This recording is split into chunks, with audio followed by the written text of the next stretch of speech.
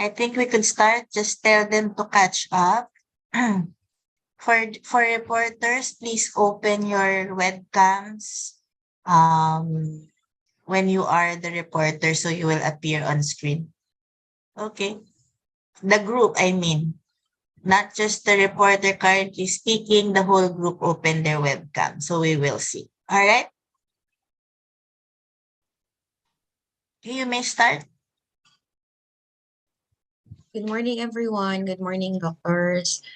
Today, we're going to report about the weight loss program using low carbohydrate diet, control the cardiovascular risk in adolescents.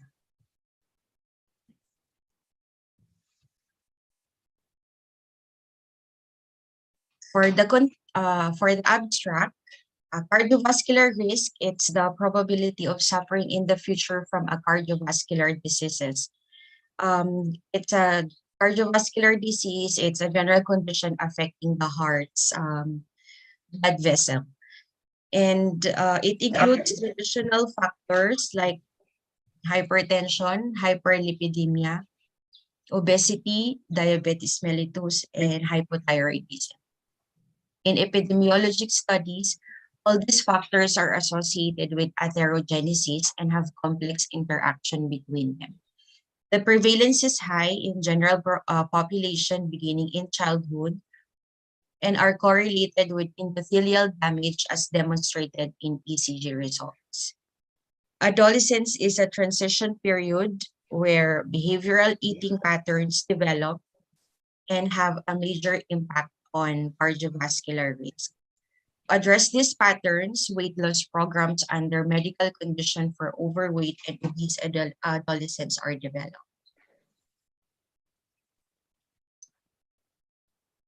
It was observed that those who control the quality and quantity of their carbohydrates decrease this cardiovascular risk simply by consuming more fruits and vegetables, less sugary food, and increasing physical activities. Some limited studies have shown that low carbohydrates diet is safe and effective, but should take into consideration the limited duration. Proper adherence to this type of nutritional intervention results in weight loss, improved insulin resistance, lipid profile, and other subclinical reversal. So this report, it is a review of the literature starting from 2009 by searching all the observational, randomized clinical trials and meta-analysis on Medline and Scopus databases regarding obesity and related metabolic diseases in adolescents, and synthesize the nutritional intervention for this population that could decrease cardiovascular risk.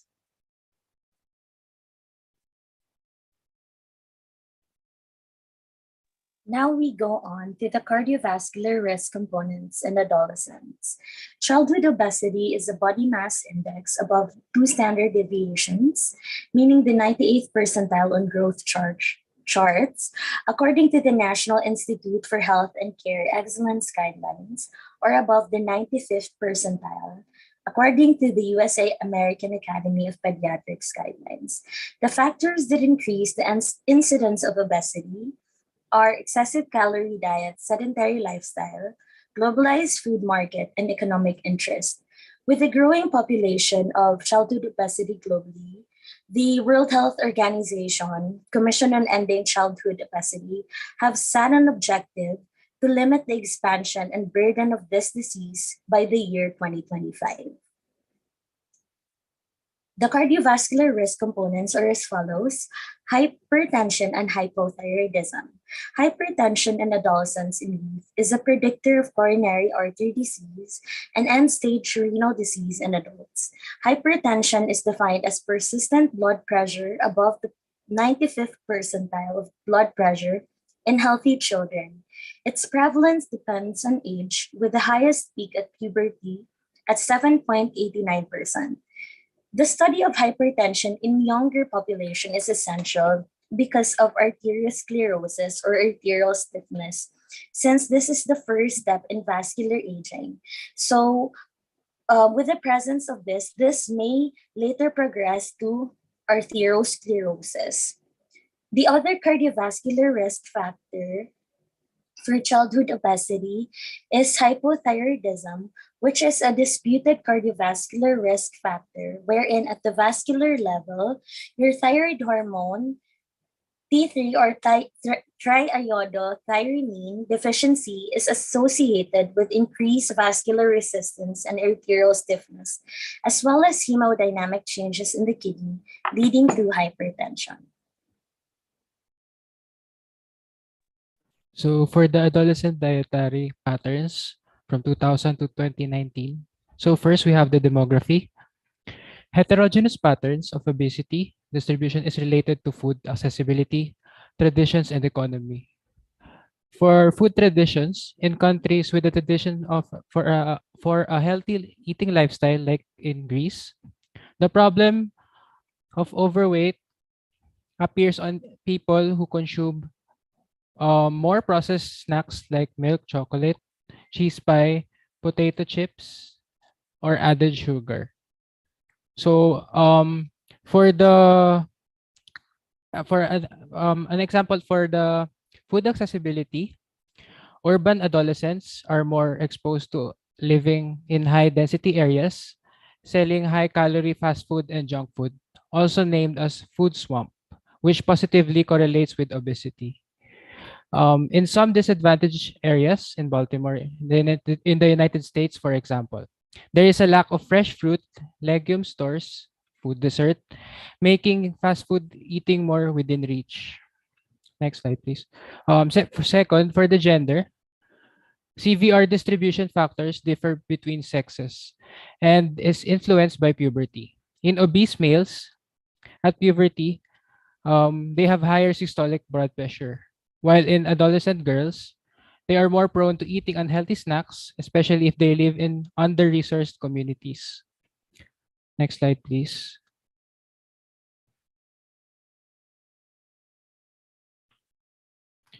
Third, for the economic status and education, um, CVR is influenced by childhood or adolescent adversity that will result in a later adult health behavior, including eating behaviors as well as educational and financial stress. Furthermore, a lower socioeconomic status increases CVR risk. This is according to the National Longitudinal Study of Adolescent to Adult Health. Next slide, please.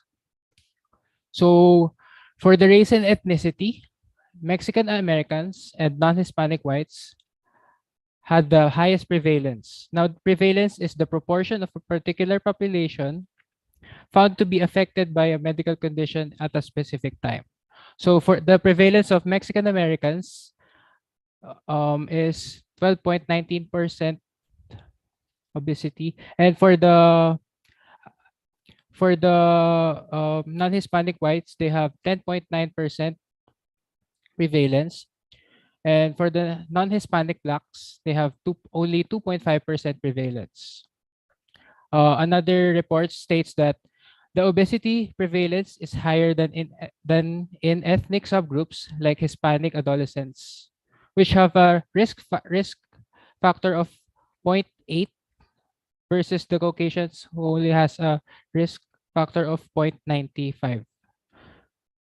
Thank you. Next slide, please.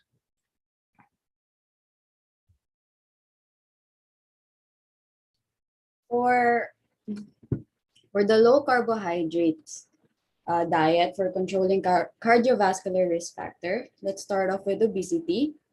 An individual can start low carbohydrate diets after obtaining the caloric requirements, applying the carbohydrate restriction in regards to individual preference, culture, family tradition, social economic status. The first measure is by reduction of soft drinks, instant meals, sweets, and other unhealthy carbohydrate products. Because these are associated with a decrease in BMI, abdominal circumference as a marker for insulin resistance, and it will sort into a better life quality.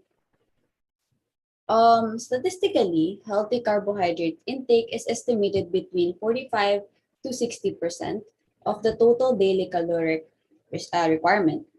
With the carbohydrate restriction, it could be classified as a low moderate carbohydrates diet with an estimate of 26 to 45%, and a very low carbohydrates diet is about 10 to 25% carbohydrate intake. As you can see, it's observable there's a decrease in intake during types of diet compared to the normal.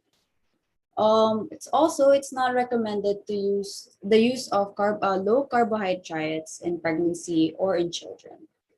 Next, for the intervention, it was found that it's mostly on adult population. It was challenging because the nutrient ratio and carbohydrate restrictions are heterogeneous, so fair comparison was hard to obtain.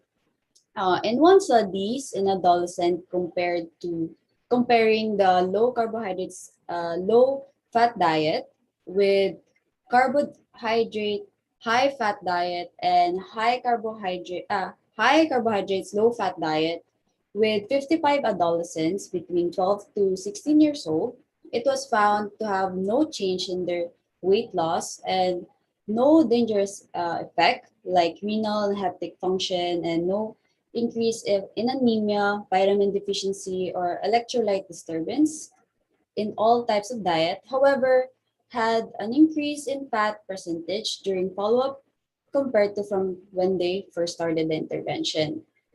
In regards to carbohydrate metabolism, there was a decrease in baseline insulin, and the homeostatic model assessment levels reported only in the groups with low carbohydrate diet. Also, the um, total caloric, low density lipoprotein calorie, and high density lipoprotein cholesterols and triglycerides level decreased significantly in all the groups. In regards with low density lipoprotein, it's the bad calorie cholesterols.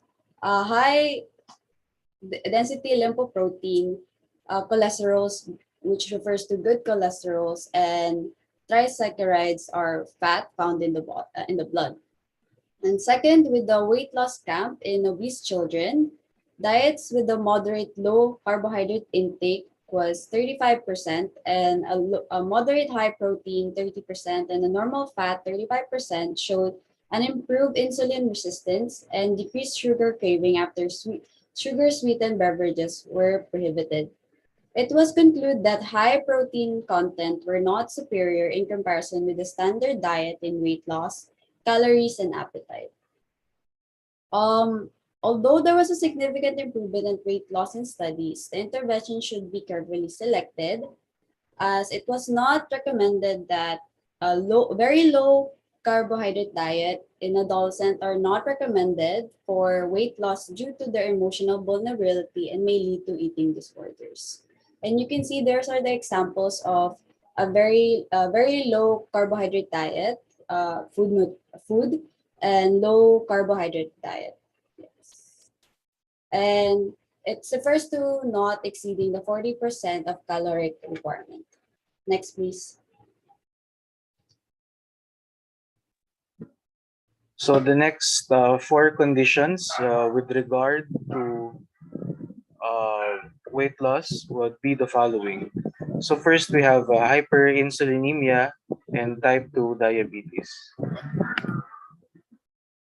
So the key here would be the balance between food intake and energy expenditure. So as what we've learned in our previous lessons, uh, there should be there should be an equilibrium with the energy that we intake and the energy that we use.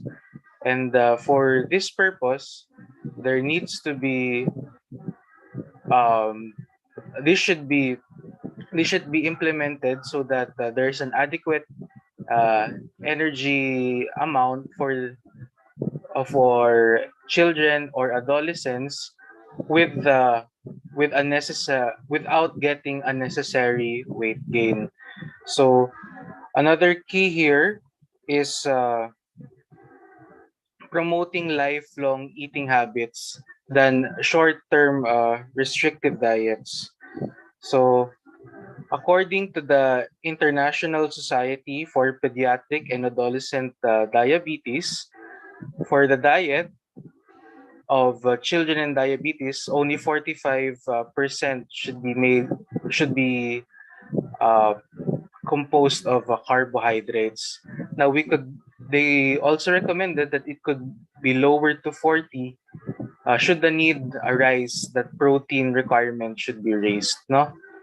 And it is not, they also recommended not giving the very low calorie diet because this would lead to calcium, magnesium, iron, and gastrointestinal disorders which are manifested such as vomiting, diarrhea, or constipation. And these symptoms were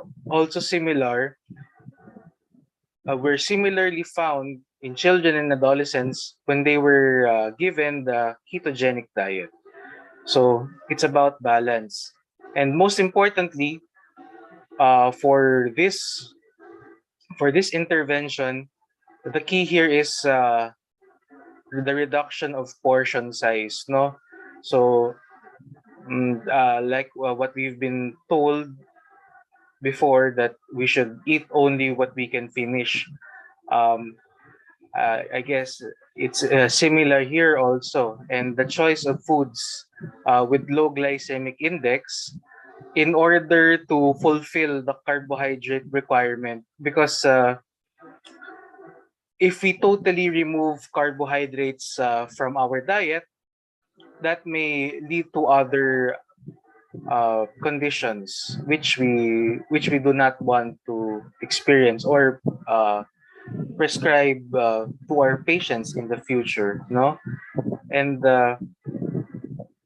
according to some studies, um, the low carbohydrate diets showed a significant amount in reduced insulin levels and insulin resistant levels using the HOMA-IR index compared with those who underwent the high carbohydrate and low fat diets.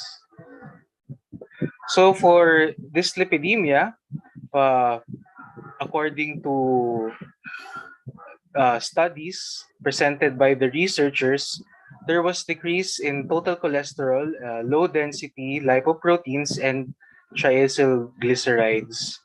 So this was a study done in 55 obese adolescents, although it was not specified by the researchers of this study the respective values.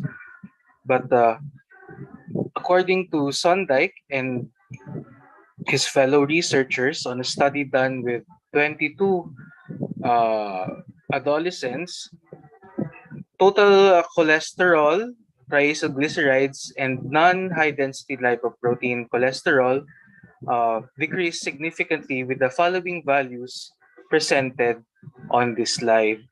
So the recommended parameters for such is that total fat content for the diet should be composed of 25 to 35% of our energy requirement, and that saturated fat should be less than 7%. And again, the recommendation, as always, of physical activities along with fiber, increase in the dietary fibers, uh, which are recommended with the recommended amount of 14 grams per 1,000 kilocalories. So the hypertension intervention for these weight loss studies presented involved the DASH diet. So what is a DASH diet? DASH is a an acronym which means dietary approaches to stop hypertension. So this is composed of a diet rich in fruits, in vegetables, and and other how do you call this?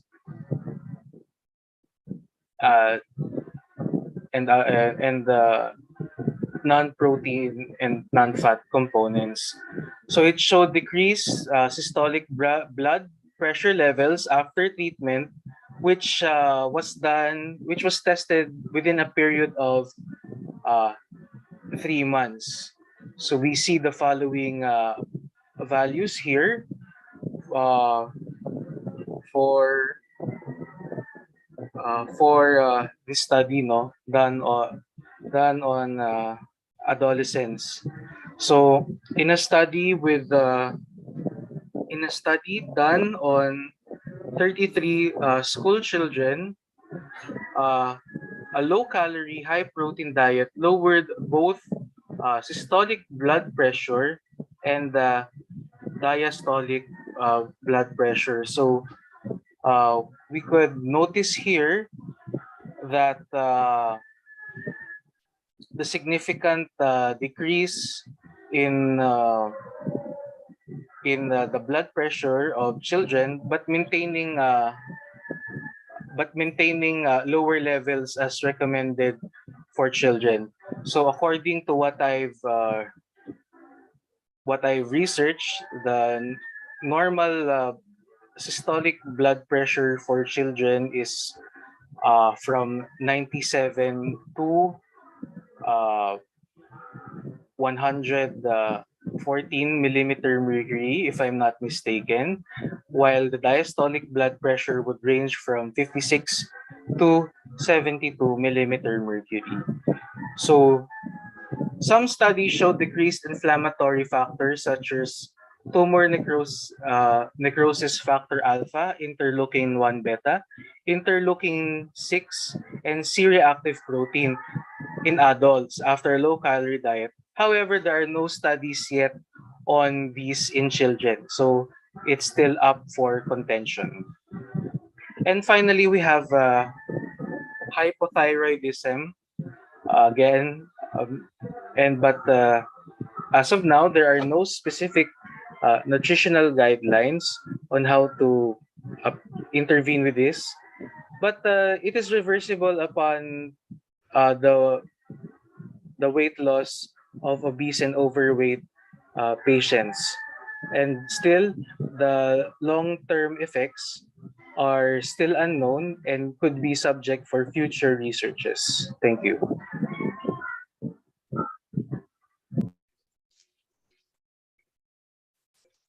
So in conclusion, next slide please. Current dietary patterns in adolescents are heterogeneous and reflect the evolution of modern economies with reduced Could you improve your audio, Kinley?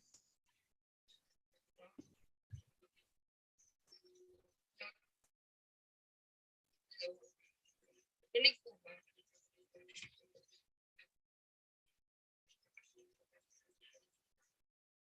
So, vegetables and unsaturated fat consumption and an abundance of empty calorie and daily food. Thus, cardiovascular risk is It's still not clear, Kinley.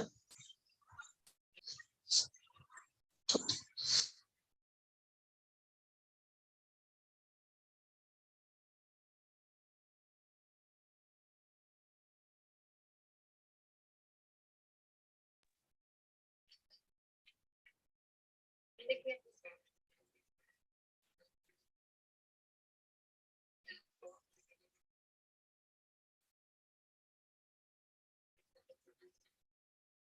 Hello po.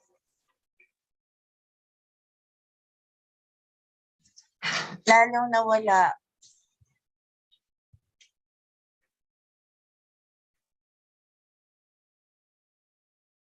How about this po? Rinig na po ba? Hello po. For the group, if Kinley cannot fix the audio, could someone else do the conclusion? It's okay, Kinley.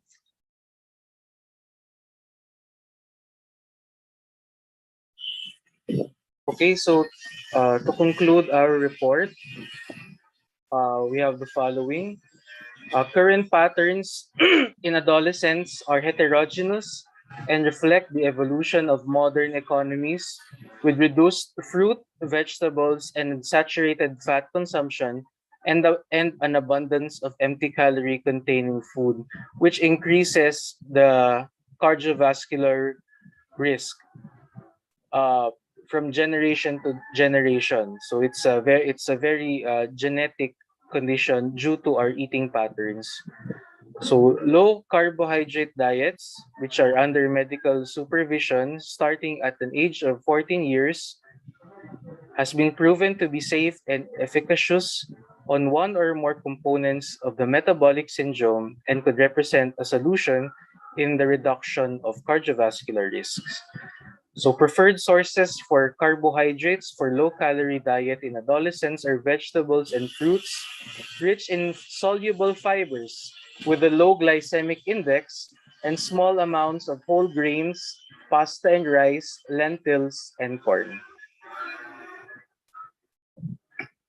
So with that, we conclude our report. Thank you very much.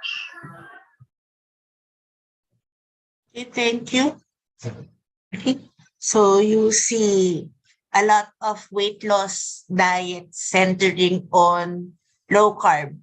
What are the diets that you know that would center on low carbohydrate diets that you know of?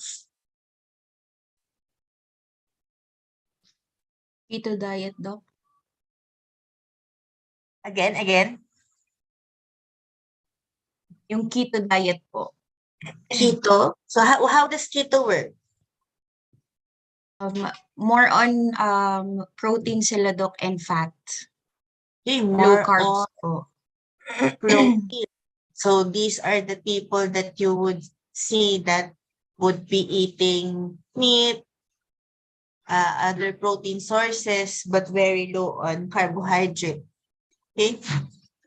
But your ketogenic diet would also take a toll on other diseases. If you have a high protein diet, what would happen? What system would it affect?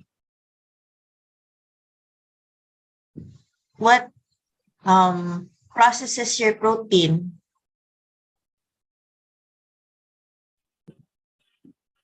The urea Excuse me. cycle.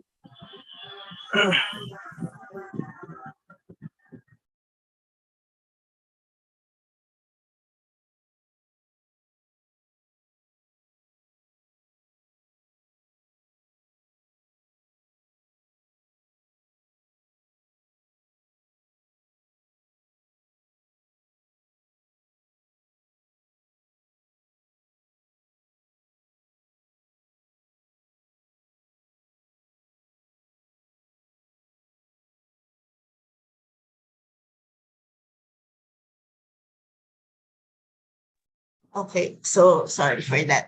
So your urea cycle, which would eventually take a toll on where? So your kidneys would have a problem, and that's the problem with people with renal pathologies, and you have to decrease your protein. And what you have said is very true. You have to have balance in your carbohydrate intake. What's the balanced diet? Carbohydrates. How do you compute? Carbohydrates, protein, what's the other? Fats. And you have to meet the caloric requirement sources for each. And it will depend on your needs. And also what you said is true. If you what did you say, Andre? You eat what you You eat what you can finish, though.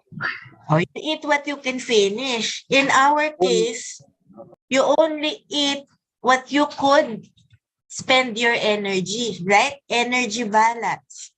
So what you eat should not be more than what you can energy expend. So that is what they're saying right now. What's in weight loss would be caloric deficit.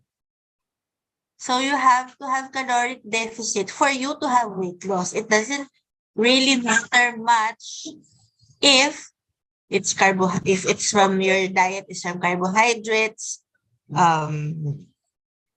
protein, etc. But it would help if you would limit your carbohydrates because you know what's the basis. Why are we wary of taking high carbohydrates? Such that the recommendation would be high carbohydrates, but you have to make sure that it has a low glycemic index. What are your high carbohydrate and high glycemic index? What would that do? So that would lead you to diabetes. Your rice, your pasta, your simple sugars would all be in the carbohydrate form. And if you're not careful, of course, a high carbohydrate diet, you have your glucose metabolism going astray. Because, again, you have limitations in the amount of glucose that we could process. Okay, Dr. Ipa? Hear me, ha? Yes po, Doc. Okay. Good morning. So thank you for that. Thank you. We would just like to add, so remember that this is also weight loss program. So it's totally different usual diet. Said we still need a balanced diet with carbohydrates, with fats. Okay? Especially again during this time period, dito talaga mag-start. Adolescents will be thinking about diet. They would be asking, is it safe to actually have low carb diet or diet na? Ano-ano na diet na naiisip. Kaya minsan O fat ano-ano? kainin nila, di ba? Na parang, and again, based on their brain development, it's what they would, especially they want to look good. Na parang, that would make them sexy. But remember that the report of carbohydrate is more to your weight loss. So it's to normal adolescent really be eating. Okay? Because remember that during adolescence, actually the second period na, as compared with your youth, they would really be needing a lot of energy, right? Because it's where you have spurt, so a lot of energy, carbohydrates, and all those fats for their normal movement. So take that away from, so magsastunt ka, brain development ka, not as good din.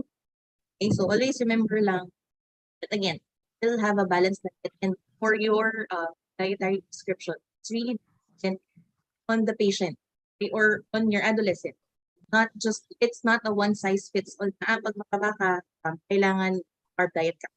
Okay, so still have their dietary prescriptions based on, so I in biochemistry, how do we compute lang carbs dapat? It's really very much dependent. Okay? Lahat, ganitong BMI, for example, ganitong carbs yung pwede, or ganitong fat. Kaya medyo ino-op, paano ilang percent ng carbs, ilang percent ng protein and fat. And It's one thank you of for the your neglect. Yeah. And remember, it's easy to forget diet, and it's one of the often things. It's easy to say for hypertensive and diabetics, limit your sugar, limit your salt intake, etc. But actually computing for caloric requirement, carbohydrate, protein, and fats, it would just take simple computations, okay, which you would learn in your nutritional part of your biochemistry.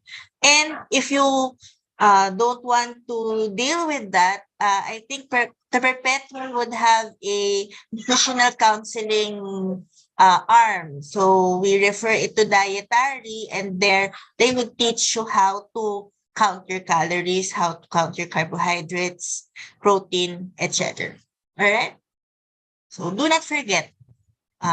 So it's part of your complete management of a patient, especially for diabetics, hypertensives, adolescents. Okay. actually teaching them how to eat. So actually, every population will benefit from. Okay, thank you for your uh, weight loss report, group one. Let's have the next.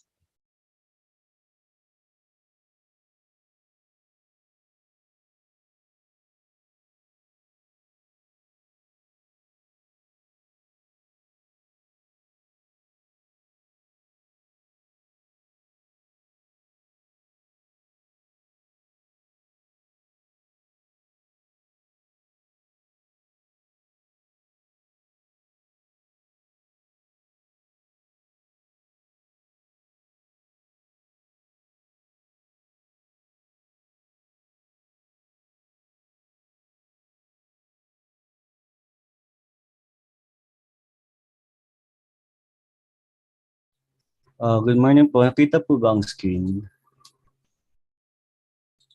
Yes. Okay, go ahead. Okay po. Alright. Ay, on cam pala.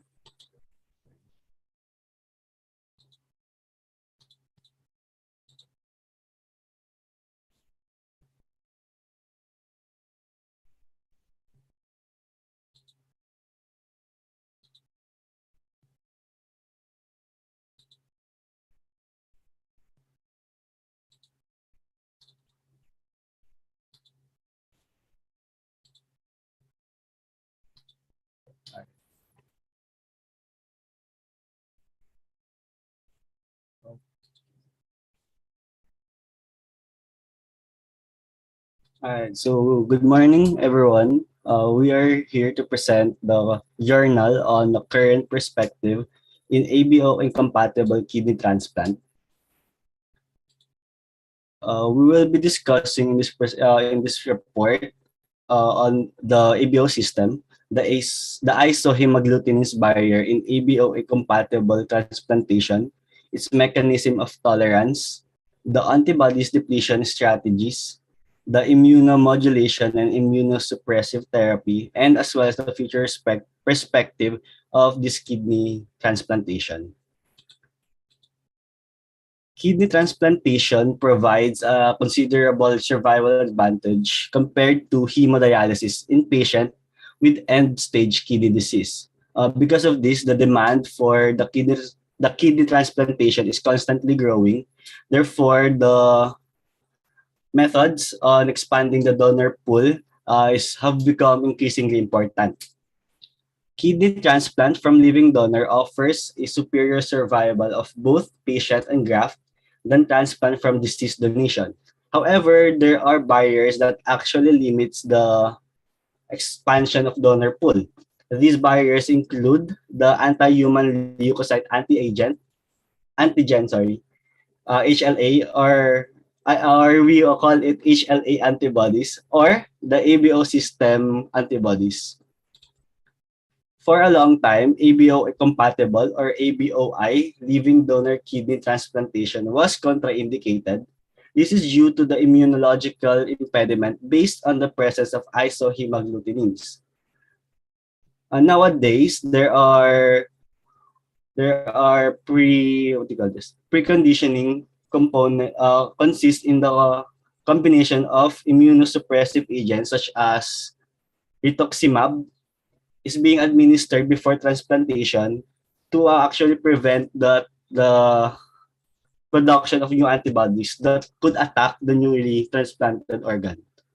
Outcomes in the ABOI kidney transplantation have markedly improved over the years as there are no statistically significant difference were found between the ABOI group and the ABOC or the ABO compatible kidney transplant.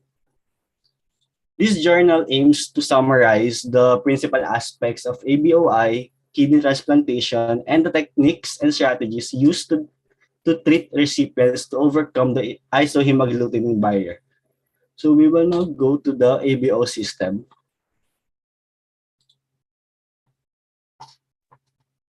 So the ABO system is based on the expression of genetically determined A, B, and H blood group antigens on the surface of different cell types including red blood cells, endothelial cells, and kidney parenchymal cells.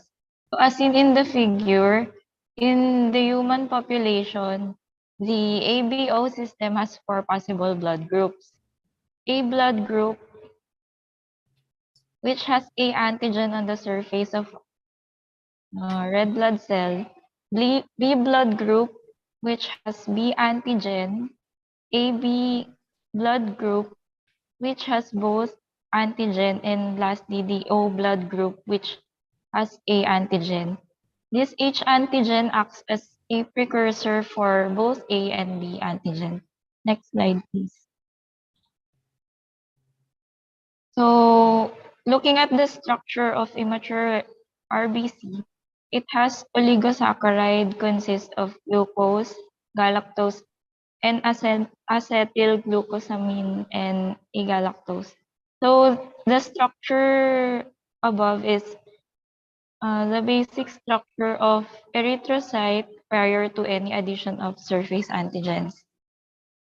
So our chromosome 19 has H glucose, which consists of FUT1 gene, which codes for fucosyl transferase enzyme. And the function of this enzyme is to transfer the fucose sugar from GDP fucose molecule to the core chain, specifically on the RBC surface.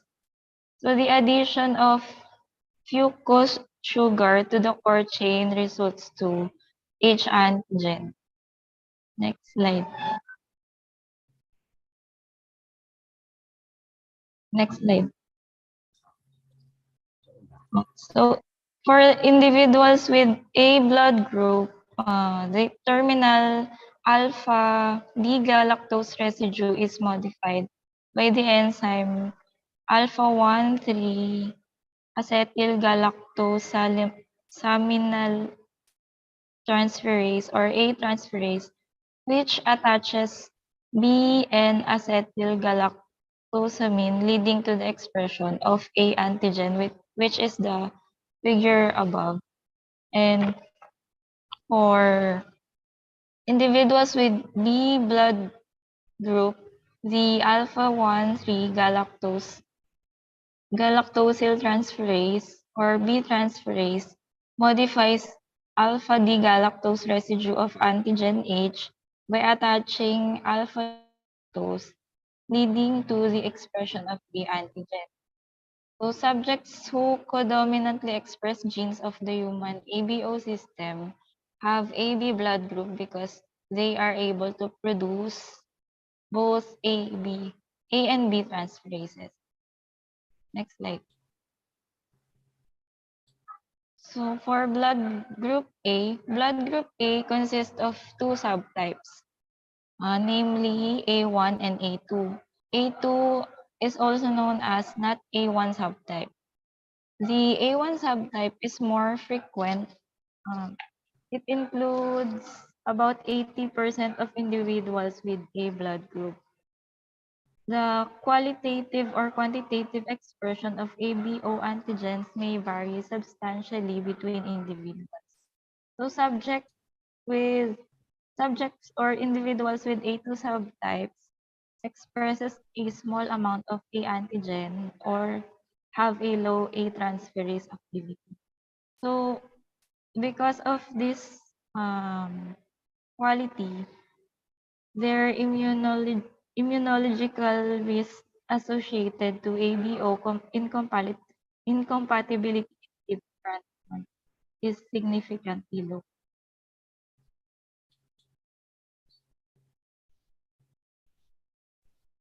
So next we'll talk about the immunological barrier of the ABO incompatible transplantation.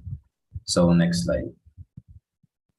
So besides the preformed HLA or what we call the human leukocyte antigens, the immunological barrier is made up of isohemagglutidins.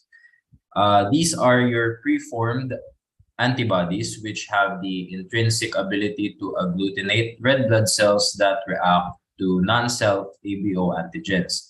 And these are formed early during childhood and increase in strength, then persist to adulthood.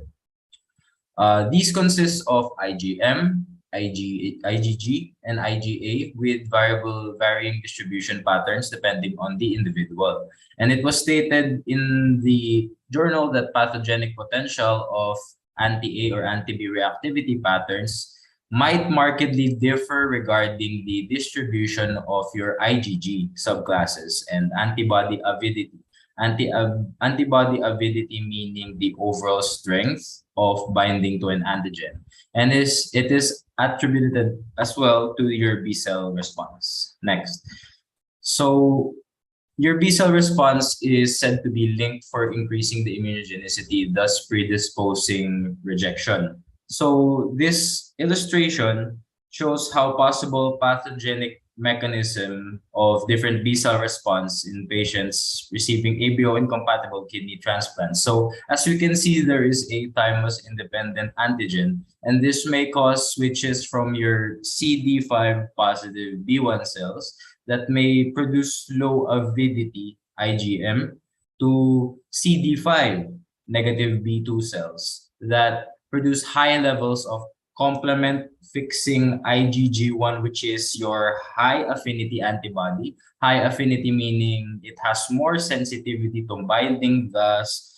more likely to trigger a response. Hence, the mechanism overall may predispose you to rejection.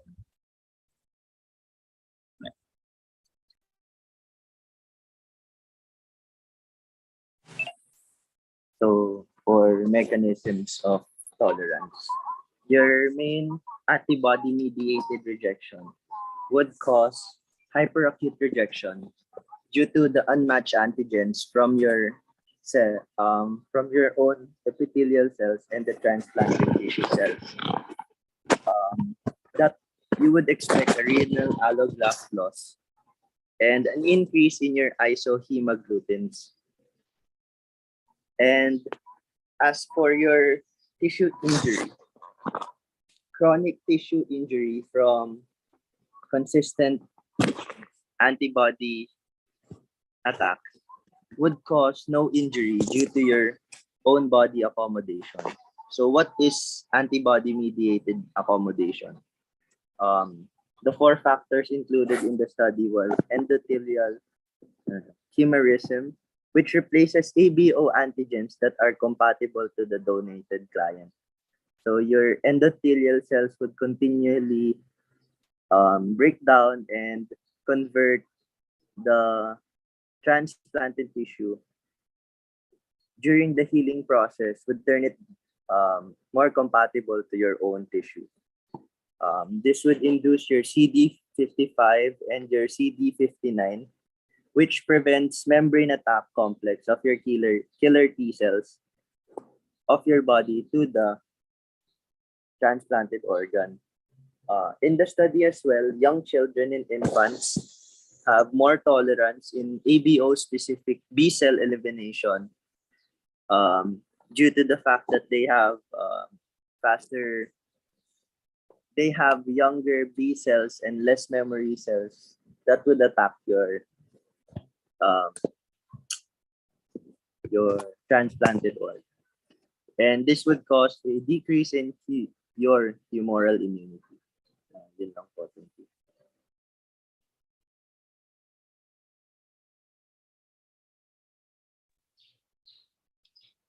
Next would be your antibodies depletion strategies and the results. These strategies include the sensitization protocols, which are done before and after transplantation on the patient. It could be or. So removal of anti-A, B isohemagglutinin, non-selective include non-selective and selective methods. The non-selective method include your plasma exchange or your PEX, plasma, wherein the plasma is separated from the whole blood by centrifugation or filtration and then eliminated. The disadvantages of this procedure would include loss of coagulation factors, hormones, albumin, antibacterial and antiviral immunoglobulins, which would lead to limited plasma that is treated. Now, the advantage would be is that it removes antibodies and anti-human leukocyte antigen antibodies and complement components. Next slide, please. Next would be your selective type. This includes two strategies or two methods. First would be the double filtration plasmapheresis, which is more selective, which is a selective method that removes immunoglobulin from the serum. And the method here is that the plasma is firstly separated by a plasma separator and later passes through a second filter, which is called your plasma fractionator, which removes the immunoglobulin from the plasma. It's selective in a way that substitution of plasma is less than that of non-selective. This method uses less plasma than that of the non-selective procedure earlier. The next strategy would be the immunoadsorption, where the plasma passes through an antigen-specific absorber. Separated plasma passes through an antigen-specific absorber consisting of blood group A or blood group B antigens immobilized on a Cephalus matrix, and then it is returned to the patient. Next slide. Now these are the results. This would show you the current state of ABO incompatible and ABO compatible patients based on various studies. The first study would include Genberg et al. Study made on 2008 with 15 adult ABO incompatible and 30 adult ABO compatible blood. The sensitization strategy used here was repeated antigen-specific IA, and the outcomes would be 3 IA sessions were done after the transplant. No difference in rejection episodes and no differences in infective complications. Next slide. Next study was made by Barnett et al. In 2014. Here there are 62 ABO incompatible patients and 167 ABO compatible patients. Desensitization strategy used was repeated antigen-specific IA or immunoadsorption and the DFPP on higher titers of antibodies. If the patient has higher concentrations of antibodies, the DFPP will be used, which is a selective method. The outcomes here on the study was that there was post-transplant antibody removal, 3 deaths in ABO incompatible group due to pneumocystis pneumonia, and 1 death due to sepsis. Next slide, please. Next study was made by Okumi et al. On 2015.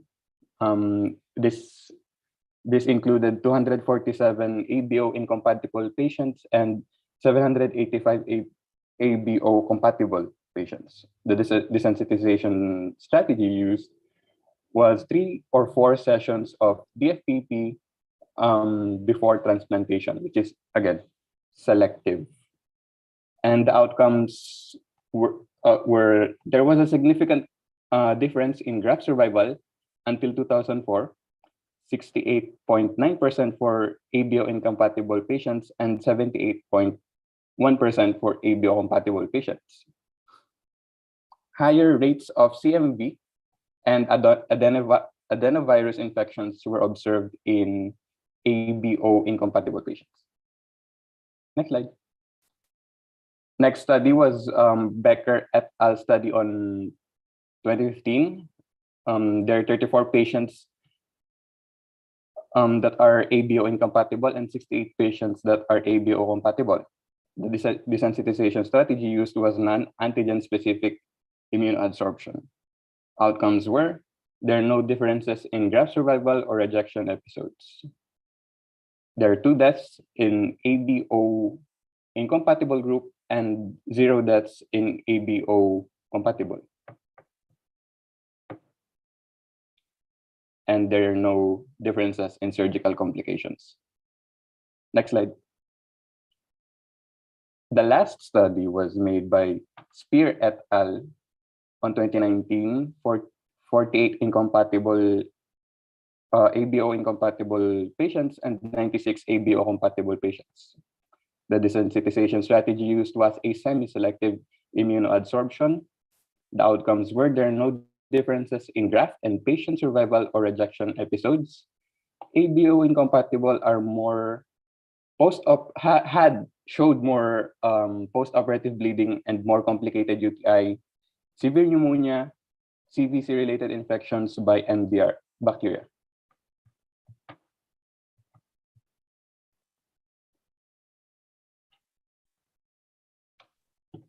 Hello, good morning. So my report for today would be just a continuation of Mark's presentation, since he mentioned something about plasma exchange therapy or PEX and also immunoadsorption. So these two are examples of immunomodulation therapy, and immunomodulation therapy and immunosuppressive therapy are part of desensitization protocol. When we talk about desensitization procedure or protocol, this is basically the formal procedure that we utilize to alter a patient's immune response to a drug, or in this case, the incompatible kidney transplant, and usually results in temporary tolerance, allowing the patient with the drug hypersensitivity, or in case of the incompatible kidney transplant, it allows the patient to receive an interrupted course of medication safely. Now, in the early years of ABOI, incompatible kidney transplantation, that was around 1980s, the desensitization protocol included splenectomy, which is the removal of spleen. So spleen contains a large pool of antibody secreting B cells, and based on our blood physiology classes, B cells are what we consider the center of the adaptive humoral immune system, and they are responsible for mediating the production of antigen-specific immunoglobulin, which is directed against invasive pathogens. Now, for the last decades, though, the splenectomy has been replaced with oral intake of rituximab, which is an antibody anti-CD20. However, in recent studies, it actually showed that even without the employment of rituximab, or with the reduced dosage of rituximab, the result of desensitization protocol would still be excellent. Now, in the next slide, I'll be showing you a visual representation of a common desensitization protocol. This is what it looks like, no? So 4 weeks prior to the transplant, the patient will be given the rituximab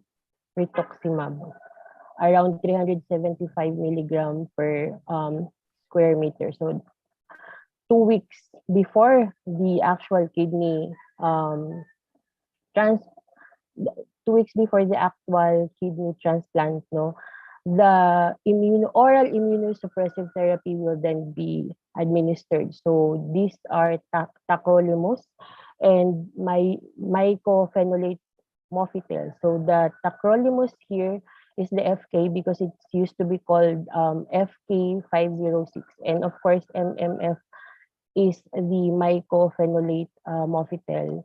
Now, the effect of tacrolimus basically is that it inhibits the proliferation of T cell.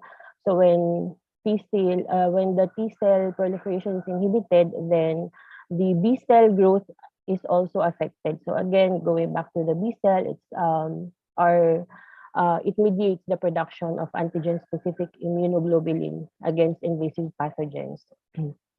For the MMF or mycophenolate, it's also another powerful immunosuppressant, and again, it inhibits the proliferation of T and B lymphocytes. So why do we use two types of oral immunosuppressives? That's because retrospective studies have found out that there is a better outcome when we use two immunosuppressive agents instead of two. So again, before the 2 weeks before transplant, patient starts taking oral FK and MMF. In between the actual day of transplant and the starting of taking of FK and MMF, the patient will also be administered with PEX or therapeutic plasma exchange, which also called plasmapheresis and immunoadsorption. So these are two types of apheresis. The aim of PEX and immunoadsorption would be to reduce the titer to as low as 1:8 ratio, equal to 1:8 ratio or lower than 1:8 ratio. So a titer ratio of 1:8 means that the patient's antibodies or antigens can still be found when 1 part of the blood sample is diluted by 8 parts of a saline or salt solution. But of course, these antigens can no longer be found when the dilution is 1:16. So basically, the larger the second number is, the more the antibodies or antigens presence. So after the transplant, the titer of the patient, the isohemagglutinin titer will still be measured every day. And if needed, another PEC session or immunoadsorption session will be administered for the patient. So that's it. That's basically the general illustration of desensitization protocol.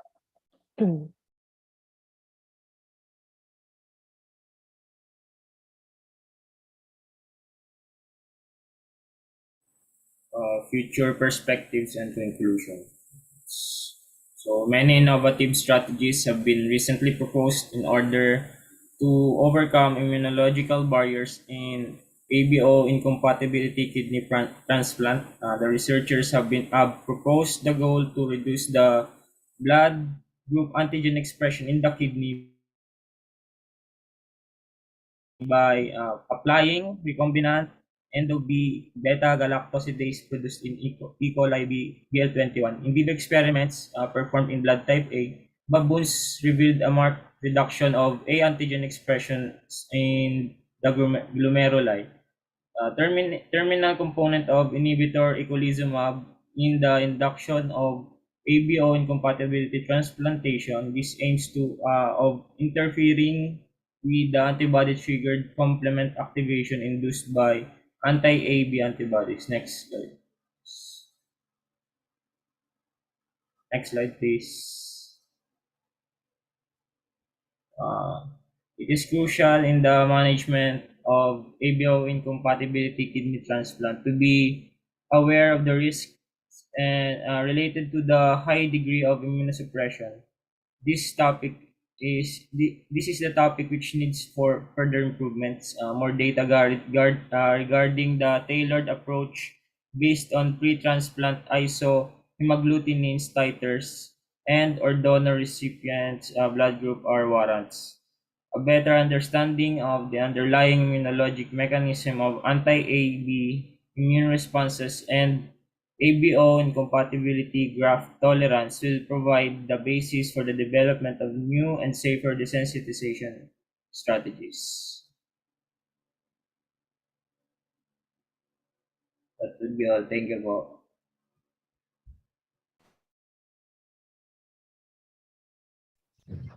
Okay, thank you for the second group for presenting ABO incompatibility.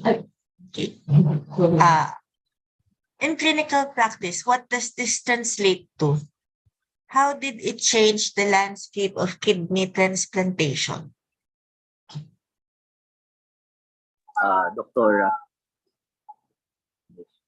in clinical practice po, for the incompatible kidney transplantation, it would help most of the clients with end-stage renal failure, and na magkaroon ng chance of getting a kidney rather than waiting for their own respective type matches. That would require time. Yun po. Okay, before, your compatibility as far as the kidney is concerned is very stringent. You have to be at least, I think, a 90% match. Okay, but with your ABO incompatibility, with the development of immunosuppression, okay, as you have mentioned, the concept of desensitization up to removing the spleen instead of your usual immunosuppressants are gaining ground. Okay, so your ABO incompatibility, of course, that would be your ADH and antigens, and it would react. So that's why there's a concept of your universal donor and universal acceptor as far as transfusion is concerned. How does it change also? Kidney transplant also became a commodity. So it's not always good. So at the other end, it became a commodity, and the next thing we know, we really have to regulate and be careful on how we screen our kidney donors, because some of it would be donating their kidneys for a price. That's why for kidney transplant candidates, their donors should either be a relative, or if it's not directly a relative, you undergo an interview process wherein you have to show either you have an emotional relationship. It's either your significant other, someone indebted to you, etc., etc. There should be an emotional relationship that could support or back up why is this person giving the other person the kidney, and not just for monetary compensation. Doctor, I have something to add. Thank you for that. In relation ng careful, pwede na pa nang mag-kidney transplant. So, really be their kidneys now. Since, eventually, pwede namang i-repeat. It's practically easier match. But in relation to that, start present, or at least when the really amazing how learning never ends. Because during our time, parang contraindication na agad. Pag ABO into contraindication, no transplant. But now, it's like, okay, so we can do it. So always, plug into lang important research. So really the importance of research, there really are applications, yung technology applications always. So never get tired na, alam ko yan. No. There will always be thing in scope. Just ito, compatibility transplants. And it's not just the kidney. Yes. But you can always take consideration. It's still, and just there, can be done easily. Of course, again, there are still a lot of applications that discuss with. It's not that easy na, okay, transplant na lang tayo. So, and our change. Yeah. Eventually, so very much changed. a lot. Such that you have shorter waiting times, and your kidney transplant is offered a lot more earlier. For example, someone who would have kidney problems early on at 40, 35 years old, or even someone younger. Or what happens? Instead of offering dialysis, because if it's dialysis, you will condemn that to dialysis for the rest of his or her life. But if you get it young and you need to do kidney transplant, it could get offered earlier and shorter waiting time as your ABO incompatibility will tell you. Okay? Thank you. Sorry, may tumatawa. Okay? Sige, next group please. If there's none. If there were no more questions.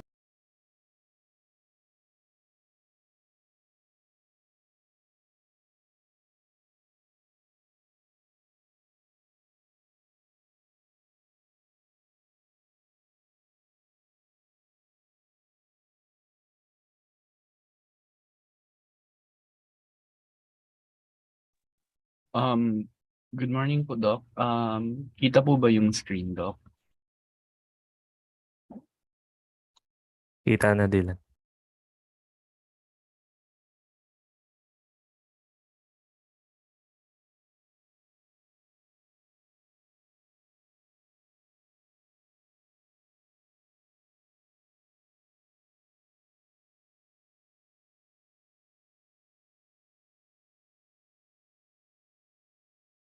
So good morning, everyone. Good morning po. We're group 3 po, and today we'll be reporting po regarding the future about carbohydrates, and today we'll be exploring carbohydrates for therapeutics po. Just a quick outline on our report today. And to get us started, so to give a brief rundown on carbohydrates, they are commonly found in a wide range of plants, animals, and microorganisms, and they have established their roles as irreplaceable. They have three typical characteristics. Mainly, they have a high density of functional groups and have diverse structures based on different configurations, and they have this ideal biocompatibility, meaning they're ubiquitous or commonly found in the body. Currently, there is a significant number of carbohydrate-containing drugs that have been approved worldwide, but recently, between years 2015 to 2020, there's been a recent slowdown in the development of carbohydrate-containing drugs. About only 200 were approved in the recent years. It is important that we're able to properly harness their intrinsic properties in order to develop therapeutics containing carbohydrates. Particularly, the study focuses on 5 potential directions, which involve pure carbohydrate drugs, carbohydrate conjugates, scaffolds, vaccines, and glyconanomaterials. So moving on to pure carbohydrate drug. Pure carbohydrate drugs are rarely used in clinical practice because of they lack drug-like properties such as high affinity and therapeutically relevant plasma half-lives. Now, there are advantages of using carbohydrates in drug screening. They are low cost, abundance, high density of functional groups, and diversity of molecular structures. Now, these are the reasons why carbohydrates are rarely used as main body of drugs. Like as what Dylan mentioned, that monosaccharides are ubiquitous, and for oligosaccharides and polysaccharides has low lipophilicity or absorption in the intestines. The less lipophilic a drug is, the worse is its absorption through oral administration. It is usually designed for the treatment of GI tract diseases, which prefers or which prefers less ano pala, much more acceptable yung less absorption. However, some carbohydrates have been approved for the treatment of specific diseases. Next slide, please. For example, ito yung monosaccharide, fluorodeoxyglucose injection or FDG. It's a radioactive carbohydrate used for diagnosis of cancer in conjunction with the PET scan or positron emission tomography. This is based on the fact that cancerous tissues take up glucose at a higher rate than most normal tissues. Now, FDG helps identify sites of tumor and metastasis, helps to stage the cancer, and monitor the response of treatment. Next slide, please. As you can see in Figure A, an illustration of FDG in a cancerous tissue. Basically, it highlights the tumor cells under the PET scan. For Figure B naman, this is Hodgkin lymphoma. Basically, yung FDG na-absorb na sa lymphatic tissues. And for Figure C naman, metastatic breast cancer na. Next slide, please. Now, for a disaccharide na pure carbohydrate drug, an example is lactulose, which is present in your laxatives. It is a typical example which undergoes minimal GI tract absorption and broken down into organic acids by saccharolytic bacteria. It enhances intraluminal gas formation and facilitates bowel movement. Ginagamit to for treatment of chronic constipation. Next slide, please. Now, an example of a polysaccharide for a pure carbohydrate drug is heparin. It is usually isolated from animal organs like sa cattle lungs or pig intestines.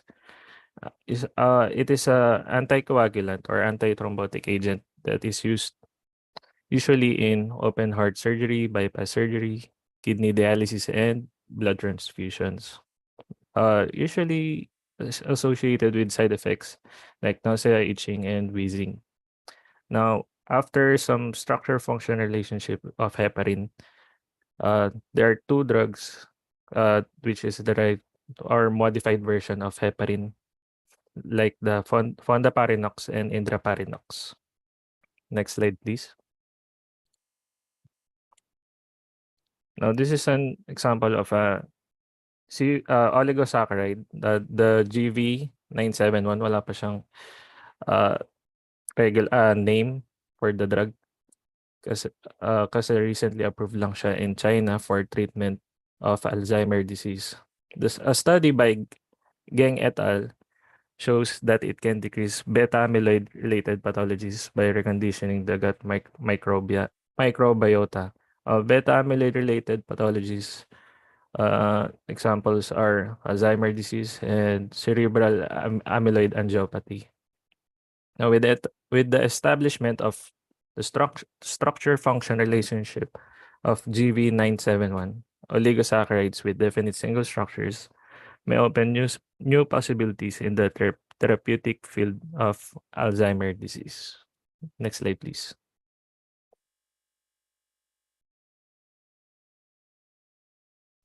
Okay, next is for the carbohydrate conjugates. Next slide.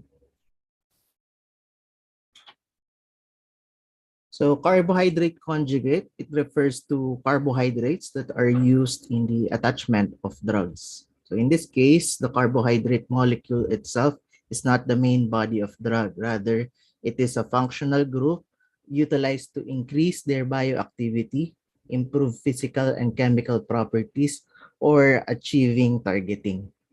Next slide.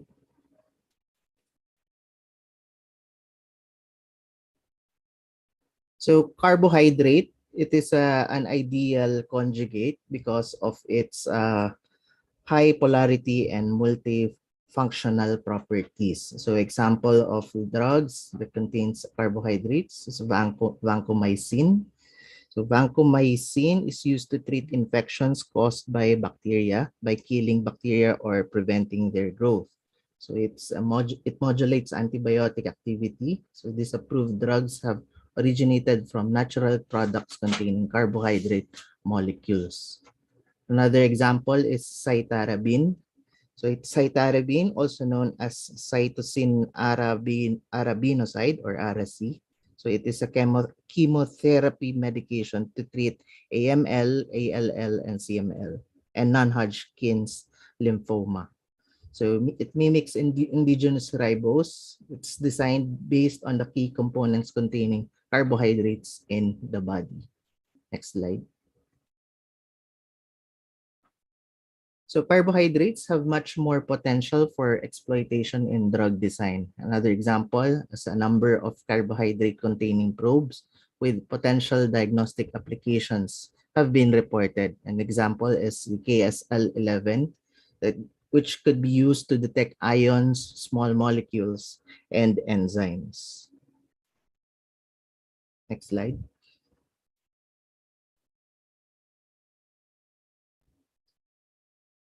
Furthermore, carbohydrates or glucose or other glucose transporter substrates have been conjugated to cytotoxins or anti-cancer therapeutics for the specific targeting and treatment of cancer. The rationale behind is glucose transporters and glycolytic enzymes are widely overexpressed in cancer tissues, which highly correlates with poor cancer prognosis, thus making them attractive therapeutic targets for achieving anti-cancer drug targeting. The wide application of FDG 18F, which was mentioned by Dan earlier, it's an injection in diagnosis and staging of many types of cancer provides the strongest support to this theory. Cancers clinically staged using 18F FDG imaging may be good candidates for glycoconjugate targeting, according to Benzinger et al. So this includes the lung, breast, colorectal, and endometrial carcinomas, as well as bone and soft tissue sarcomas, and Hodgkin and non-Hodgkin lymphomas. Next slide.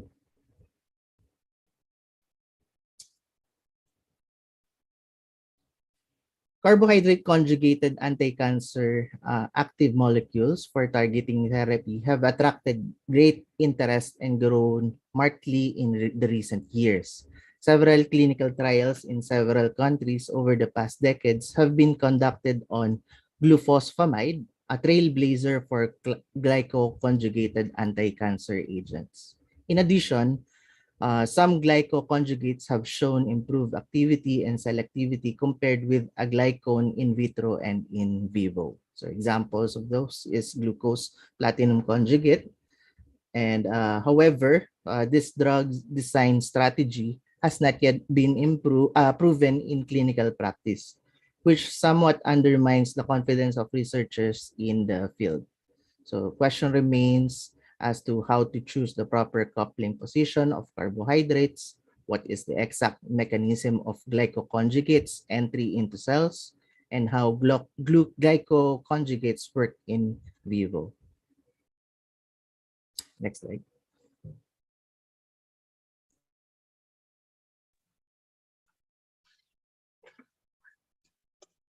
Chapter 4, Carbohydrates as Scaffolds. Next slide, please. So in this chapter, I'll be discussing carbohydrates as scaffolds or supportive framework in making drugs. Carbohydrates have high functional group density and diversity of functional group orientations, which makes them excellent scaffolds for designing bioactive compounds by appending desired substituents at selected positions around the sugar ring. This strategy has promising prospects in drug development, and it has widely been used in the design of peptidomimetics. Peptidomimetics is a small protein-like chain designed to mimic a peptide. It is known that the instability of the amide backbone is an important limiting factor in the development of peptide drugs. In addition, the amide backbone makes the peptides less permeable to membranes, which leads to their lower bioavailability. Bioavailability is the fraction of an administered drug that reaches the systemic circulation. Next slide, please. Accordingly, using carbohydrates to mimic the backbone of peptides is a promising strategy for increasing the druggability of peptides. Since Hirschman and others first reported that peptidomimetic based on beta-D-glucoside scaffold could target somatostatin receptor. Several research groups have reported the various applications of peptidomimetics based on carbohydrate scaffolds in different biological fields. However, the existing examples have also demonstrated the difficulty of designing single carbohydrate scaffold mimetics that maintain the level of bioactivity and or selectivity of the counterparts. This is because it is difficult to ensure that the positions and orientations of the functional groups of the mimetics are exactly the same as those of the counterparts, the original ligands. A possible solution is to use carbohydrates as scaffolds to build a diverse library of compounds and to use the library to screen the ideal molecules. The novel strategy has been used to screen inhibitors of protein tyrosine phosphatase 1B or PTP1B in our group, where ribose and xylose were used as scaffold. The successful obtainment of a potent and selective PTP1B inhibitor preliminarily proved the feasibility of this strategy.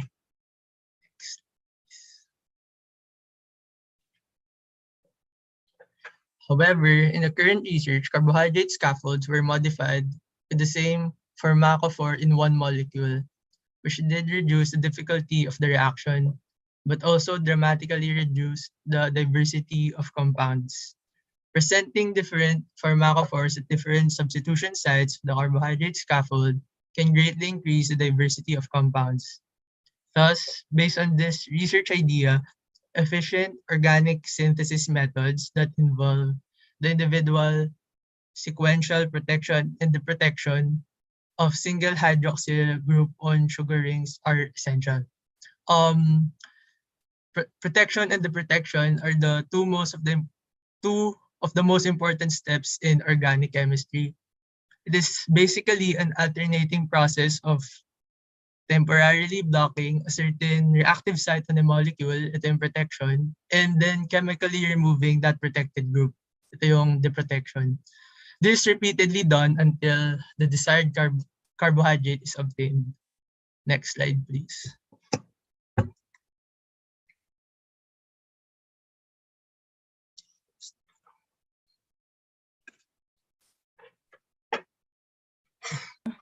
Okay.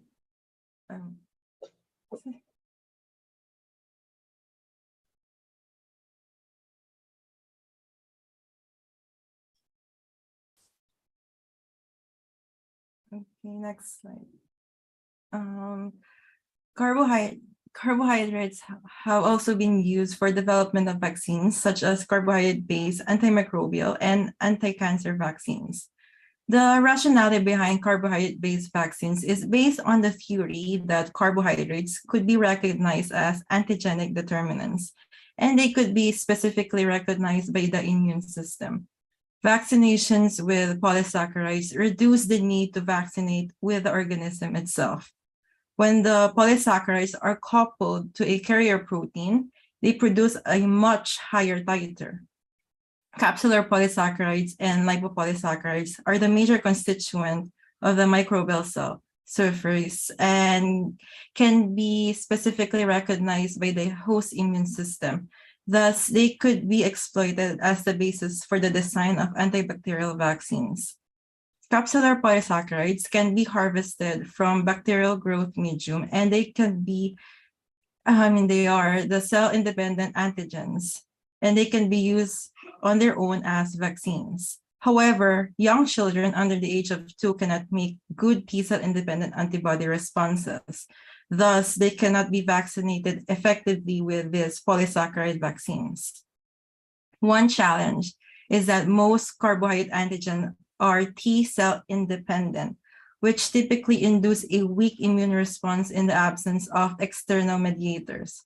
As shown in the figure, carbohydrate antigen activate B cells through reacting with the receptors on the surface of B cells, resulting in B cells to differentiate to plasma B cells. These plasma B cells only produce short-lived and have a low affinity for IgM antibodies, which appear first to respond to initial exposures to antigen. In this context, covalently linking carbohydrates to immunological active proteins or peptides can augment their immunogenicity. Next slide, please.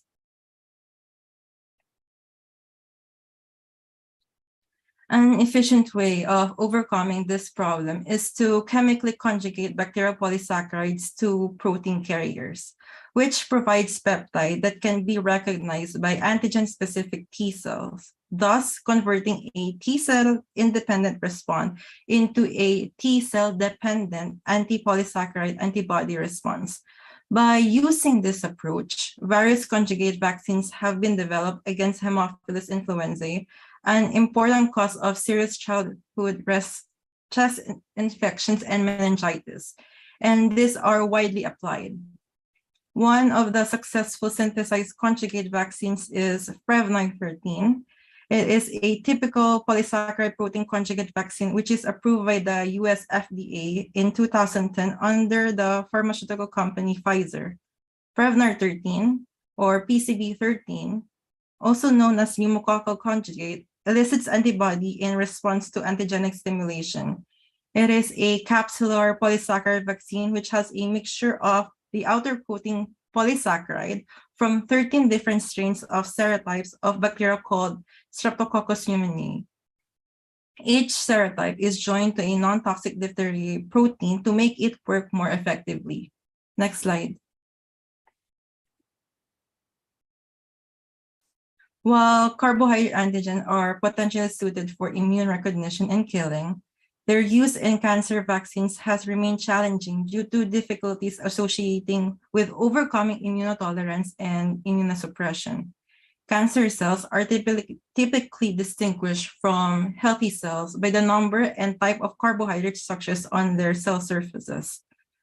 Tumor-associated carbohydrate antigens, or TACAs, are molecular markers that express uniquely or excessively in cancer tissues, which makes them to be distinguishable from normal tissues and to be desired targets to develop carbohydrate-based cancer vaccines.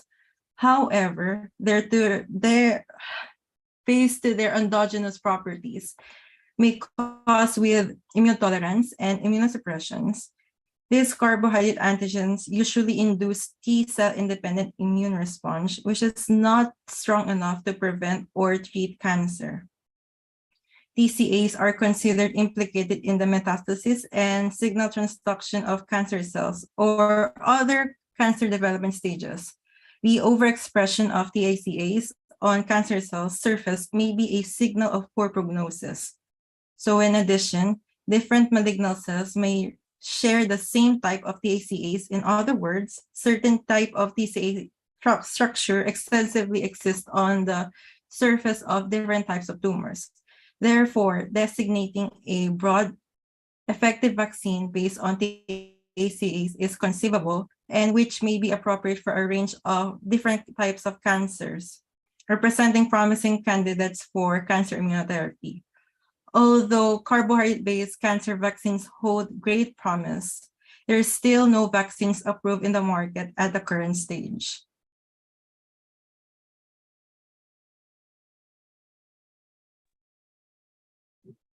For the last part, glycananomaterials. Next slide po.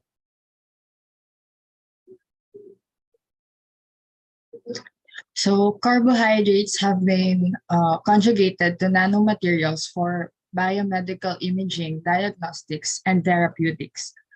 Its ubiquitous distribution in tissues and important functions at cellular level has been widely used for the functionalization of nanomaterials. So there are some carbohydrate-containing drugs that have been used in nano-delivery systems like cargoes for enhancing drug efficacy, reducing non-specific toxicity, or improving targeting. Considering the ubiquitous distribution in tissue and their important functions at cellular level. Carbohydrates have been widely used in functionalization of nanomaterials and have shown unique advantages in the development of nanomedicines. In terms of biocompatibility, it improves the biocompatibility of the nanomaterial and helps in facilitating the improvement of affinity for receptors. So usually the carbohydrates are the ideal choice to overcome nanomaterial immunogenicity. The rationale behind this is a host-like glycan structures in a form of molecular mimicry could assist some pathogens to evade the recognition from the host immune system. And usually glucose has been used in the design of glycan nanoparticles. Next slide po.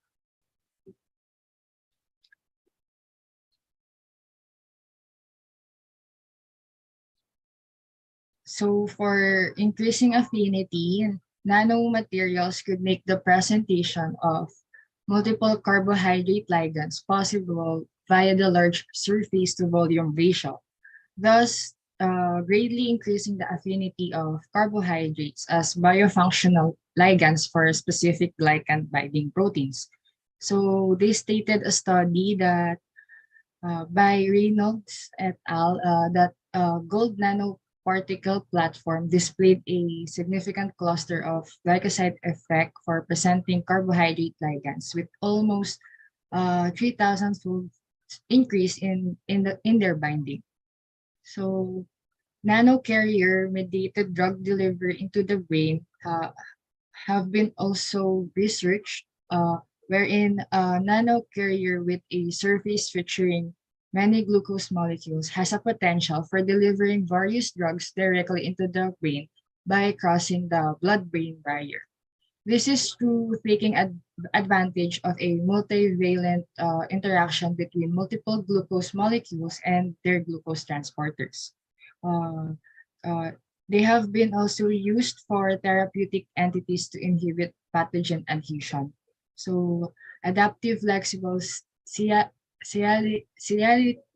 nanogels could deform and adapt into influenza A virus surface via multivalent binding of sialic acid residues with the hemagglutinin spike proteins on the virus surface.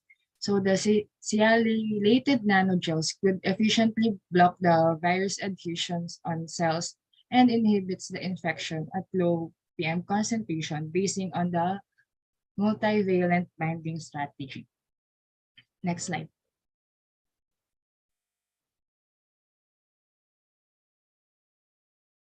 So carbohydrate decorated nanomaterials, the key aspect of their performance includes proper display of carbohydrate ligands because receptors have the best affinity for specific carbohydrate molecules.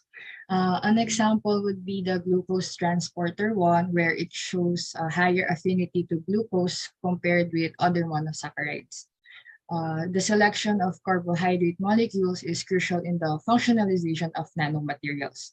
Next would be the type of length and space linkage. So binding affinity increase with the space linker length. So the longer and more flexible the spacer provide, there is more freedom to the attached ligands and more efficient association with binding partners. Lastly would be ligand density, wherein increasing carbohydrate ligand density may introduce cluster of multivalency effects. Example would be oligosaccharides exhibit a higher binding affinity than monosaccharides toward the same lectin receptor. And imprecise preparation methods may result in ambiguities in composition and structure and batch-wise variation of prepared glyconanomaterials, which serves as the rate-limiting factor.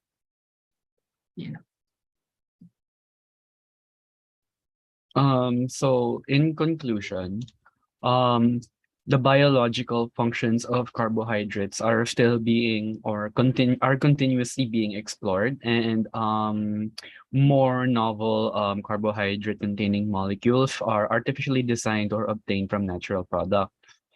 So as per the contents of the research, carbohydrates being touted as a treasure house of medicine will continue to provide us with more discoveries in the near future. That would be the end of our presentation po on the future of carbohydrates for therapeutics po. Okay, thank you. Diba? Ganda-ganda ng biochemistry. Ang ganda ng research. And it shows you that even with the advanced technology, we still have a lot of room to cover as far as discoveries are concerned. For carbohydrates, very promising. Alzheimer's disease as a drug, your new drug. Although, as you have mentioned, it's not as widely used, carbohydrates as drug therapy as compared, for example, enzymes. Enzymes, you will see the use of enzymes in pharmacologic therapy left and right. Carbohydrates, very limited, but actually you've heard a few. Heparin, lactulose. Okay, the new one is your drug for Alzheimer's, which as of the moment would really have no cure. It just gets temporized. And you have enumerated a lot of roles of your carbohydrates in vaccines as a adjunct so that it would be more effective, etc. Precisely because of its properties lipophilic. But it's also the reason why it's not used much in drug therapy. Okay. Doktora, may dadagdag ka? Truly, again, the kinds of exploring. Dati kasi alam lang natin carbohydrates, nutrition. But now, it's actually not just the drug itself, for example, making drug itself, right? Capsule or everything. How is not just actually eating for our patient. And just like you just mentioned, the injections pa rin, really discovery. And to think it's just our usual carbohydrates that we actually talk about now and very amazing. I that yun, your interest. You know, like biochem, medyo challenging talaga yung biochemistry. It's so molecular, di ba? Na parang we can even appreciate it. But if you see its application, it bakit how can we use it? Whether see it, if you really appreciate it, mas ma-appreciate nyo pa yung biochemistry as we and get more interested in research. And Yeah. Next year, you will see more of our research topics through the eyes of Dr. Ipak when you reach PMCH2. By now, it's okay that you have a basic understanding of how to appraise a journal, how to present it. Okay, that's what we do in first year. All right. Any questions for this afternoon? For this morning? Yeah, afternoon. Sobrang early in the morning kasi. Ang daming meeting eh. Sorry, ang aga. Kaya minove ko din yung afternoon class ko ng international kasi yung daming meeting ng tinawag ang college. Lagi akong tinatamaan. Okay.